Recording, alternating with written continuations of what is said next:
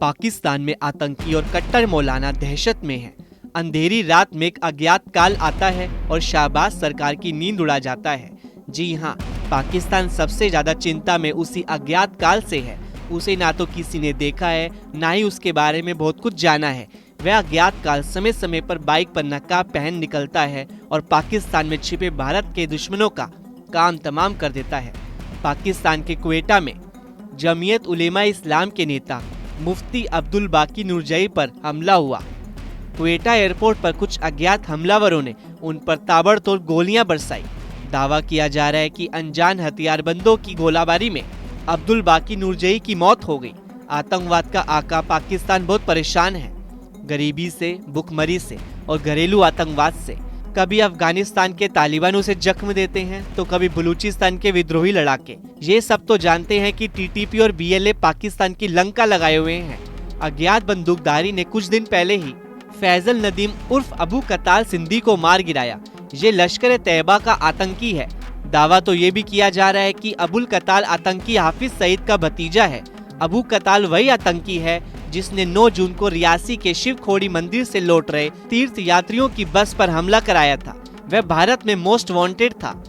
हर बार के पैटर्न की तरह इस बार भी नकाबपोश अज्ञात बंदूकधारियों ने झेलम जिले में उसकी गोलियों से भूनकर हत्या कर दी।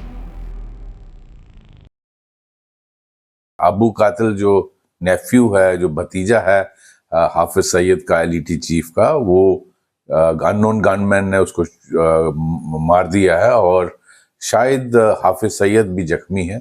अबू कातिल जो है वो वांटेड टेररिस्ट था भारत का और वो इन्वॉल्व था सिविलियन किलिंग में रियासी डिस्ट्रिक्ट में जो शिव खोड़ी से यात्री आ रहे थे। अबू कातिल इन्फिल्ट्रेशन कराने में भी रजौरी पुंछ में काम करता था और अब वहाँ हालात बिगाड़ने की कोशिश कर रहा था। आप फिक्र ना करें, इसमें जम्मू कश्मीर पुलिस का हाथ नहीं है। गनमैन को हमारा डबल सैल्यूट, व भारत के लोग हमेशा उनके आभारी रहेंगे। धन्यवाद, नमस्कार।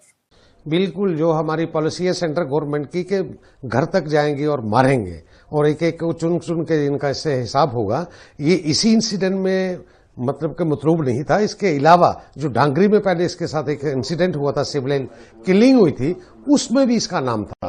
और नाम आने के बाद जब सारी इन्वेस्टिगेशन एनआईए की जो चार्जशीट थी उसमें इसके हवाले से ये सारी वारदातें हुई थी। और वारदात होने के बाद आपने देख लिया कि देर जरूर लगी है, मगर इसको खोज कर भी जो रिपोर्ट्स हैं कि उसको मार गिराया है, तो ये अंजाम इनका सबका ऐसा ही होगा।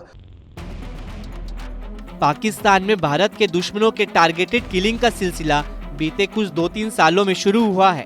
2021 में आतंकी हाफिज सईद पर भी हमला हुआ था। हालांकि इस हमले में हाफिज सईद बच गया था। कुछ लोग कहते हैं कि यहीं से अज्ञात बंदूकधारी का हड़कंप शुरू हुआ। इसके बाद तो भारत के दुश्मन को अज्ञात बंदूकधारी चुन चुन कर मार रहे हैं। पाकिस्तान में भारत के जितने दुश्मन हैं उनमें से कई की अज्ञात बंदूकधारियों ने हत्या कर दी है। बहरहाल पाकिस्तान अभी अगर सबसे ज्यादा किसी से खौफजदा है तो वह अज्ञात बंदूकधारी से है। पाकिस्तान में बंदूकधारी सभी दहशतगर्दों का बारी बारी से सफाया कर रहे हैं। पिछले कुछ सालों में भारत के दुश्मनों की पाकिस्तान में रहस्यमय तरीके से हत्या हो चुकी है। इन हत्याओं में वह आतंकी भी शामिल हैं जिन्हें भारत मोस्ट वांटेड लिस्ट में रख चुका है। इन सभी हत्याओं में एक ही पैटर्न है। रात के अंधेरे में बाइक यानी मोटरसाइकिल पर अज्ञात बंदूकधारी आते हैं, टारगेट को गोली मारते हैं और भूत की तरह गायब हो जाते हैं। पाकिस्तान में भारत के दुश्मनों की हत्या का यही टारगेटेड पैटर्न रहा है। पाकिस्तान में भारत के दुश्मनों के टारगेटेड किलिंग का सिलसिला बीते 2-3 सालों में शुरू हुआ है। साल 2021 में आतंकी हाफिज सईद पर भी हमला हुआ था। हालांकि इस हमले में हाफिज सईद बच गया था। कुछ लोग कहते हैं कि यहीं से अज्ञात बंदूकधारी का हड़कंप शुरू हुआ। इसके बाद तो भारत के दुश्मन को अज्ञात बंदूकधारी चुन चुन कर मार रहे हैं। पाकिस्तान में भारत के जितने दुश्मन हैं उनमें से कई की अज्ञात बंदूकधारियों ने हत्या कर दी है।